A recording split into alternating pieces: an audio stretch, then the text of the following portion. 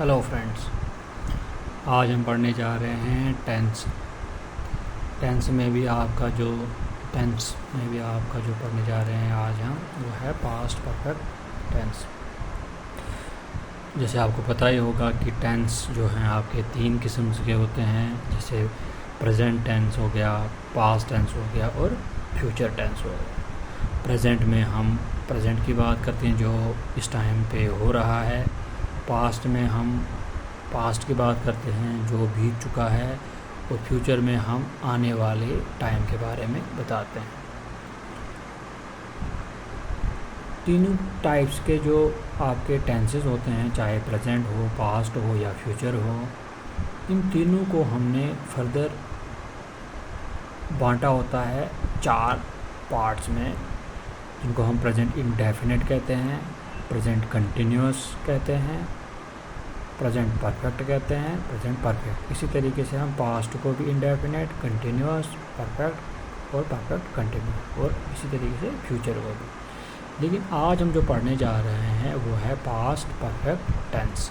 Past perfect tense का मतलब हो गया कि इस सेंटेंस में हम किसी काम के कंप्लीटेशन के बारे में बताते हैं कि वो काम हो चुका है और हमसे पहले ही वो हो चुका था।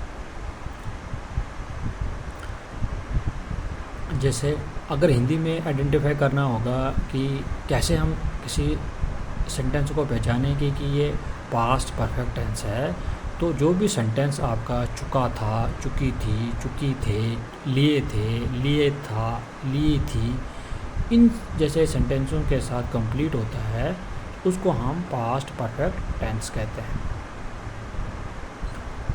इसका जो रूल होता है इसका, पहले हम इसका सब्जेक्ट लिखते हैं, फिर हेड लिखते हैं और फिर थर्ड फॉर्म ऑफ वर्ब लिखते हैं। जैसे आपको पता होगा कि सब्जेक्ट और ऑब्जेक्ट क्या होता है। सब्जेक्ट वो चीज़ होती है जिससे हम सेंटेंस की शुरुआत करते हैं, और ऑब्जेक्ट उसको कहते हैं जिस पे काम हुआ होता है। जैसे यहाँ पे राम आपका जो है सब्जेक्ट है और रावण जो है आपका ऑब्जेक्ट है, और जो किल्ड है आपकी थर्ड फॉर्म ऑफ वर्ब होता है। तो इसमें आपकी third form of verb use होगी। वर्ब की आपको तीनों फॉर्म पता ही होंगी। जैसे मान के चलो, जैसे गो होता है, गो फर्स्ट फॉर्म ऑफ वर्ब है, went second form of verb होती है, और आपका जो है गो फर्स्ट फॉर्म ऑफ वर्ब होती है, went second form of verb होती है, और gone third form of verb होती है। ये सब चीज़ें आपको पता ही होगा। हेड जो है आपका जो होता है हेल्पिंग वर्ब होता है। ये हेल्प करता है सेंटेंस की फॉर्मेशन में। और आपका जो ये वर्ब होती है, ये आपका मेन वर्ब है।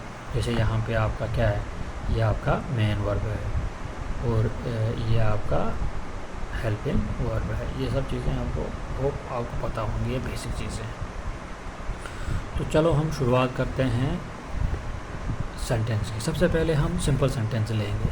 सिंपल सेंटेंस में क्या है, जैसे राम रावण को मार चुका था, यानी कि यहाँ पे ये पता चल रहा है कि यहाँ पे हमें ये पता चल रहा है कि काम जो है कंप्लीट हो चुका था, और हमारे पहुँचने से पहले ही काम हो चुका था। राम रावण को मार चुका था, यानी कि वो पहले ही मार चुका था, हमारे पहुंचने से पहले ही उसको मार चुका था। तो इसमें आएगा राम हैड किल्ड रावण। दूसरा है शाम घर पहुंच चुका था, यानी कि वो हमसे पहले ही वहाँ पहुंच चुका था। तो शाम हैड रीच्ड होम। वो घर बेच चुका था, यानी जब हम वहाँ पहुँचे थे तब तक वो अपना घर बेच चुका था। इसमें आएगा आपका ही हैड सोल्ड हाउस। जैसे इसका जो आपका रूल होता है, सब्जेक्ट होता है, पहले ये आपका सब्जेक्ट आ गया, फिर हैड आ गया, और फिर आपका थर्ड फॉर्म ऑफ वर्ब आ गया। ठीक है। अब हम क्या करेंगे कि इन्हीं सेंटेंस को हम नेगेटिव में कन्वर्ट कर देंगे। तो जैसे आपको पता होता है कि नेगेटिव वो सेंटेंस होता है जिसमें नहीं का इस्तेमाल होता है।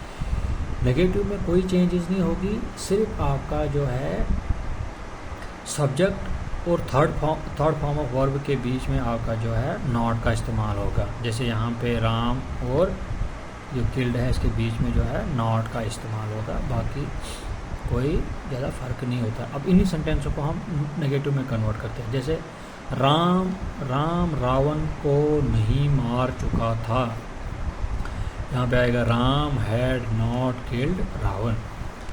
शाम घर नहीं पहुँच चुका था, अब इन्हीं को हमने कन्वर्ट किया इसी को। जैसे वहाँ पे था शाम घर पहुँच चुका था, हमने बोला कि शाम घर नहीं पहुँच चुका है, तो यहाँ पे भी सेम आएगा। शाम हैड, तो सिर्फ नॉट लगेगा यहाँ पे नॉट लगेगा, बाकी सेम टू सेम है। Reached home.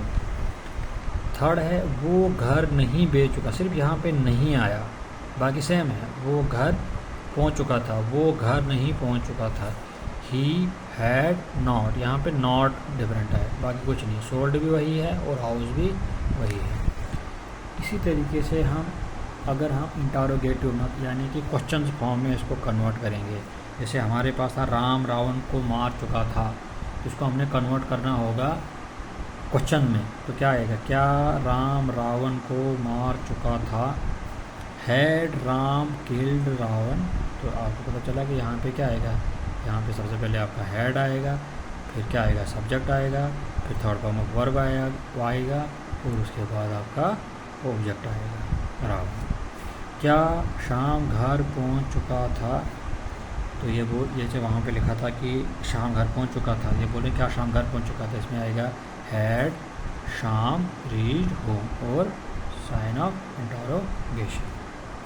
क्या वो घर बेच चुका था? क्या वो घर बेच चुका था? Had he sold house? क्या वो घर बेच चुका था? हाँ, वो घर बेच चुका था। तो ये हमारे बहुत क्विकली हमने जो है, देखो हमने क्विकली जो है इसको कंप्लीट कर दिया। जैसे हमने यही याद रखना है, बस इसमें कोई ज़्यादा याद करने वाली चीज़ नहीं है। इसमें आपने याद रखना है कि हैड का इस्तेमाल होता है और थर्ड फॉर्म का होना जो मेन इसका पहचानने के लिए, और चुका है, चुकी है, ऐसे सेंटेंसों से हमें पहचानेंगे। जैसे इसमें क्या होता है कि जैसे हैड और third form of verb, had और third form of verb, had और थर्ड फॉर्म ऑफ वर्ब, इसे हम पहचानेंगे। तो नेगेटिव में क्या होता है? हैड के पास जैसे सेम है राम हैड, सिर्फ नॉट का यूज़ होगा यहाँ पे नॉट का यूज़ होगा, यहाँ पे नॉट का यूज़ होगा, तो ये हो गया।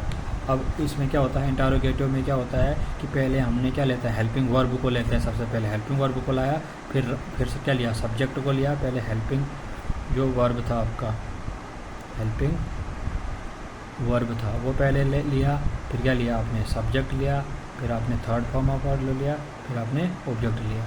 ये थोड़ा सा याद करना है। तो ये हमने क्विकली आपके लिए ये वीडियो बनाई है। होप है कि आपको पसंद आ जाएगी और आपको थोड़ा बहुत हेल्प कर सकती है ये समझने में चीज़ों को। तो ऐसी वीडियोस हम और भी बनाएंगे आगे। तब तक के लिए जय हिंद, जय भारत।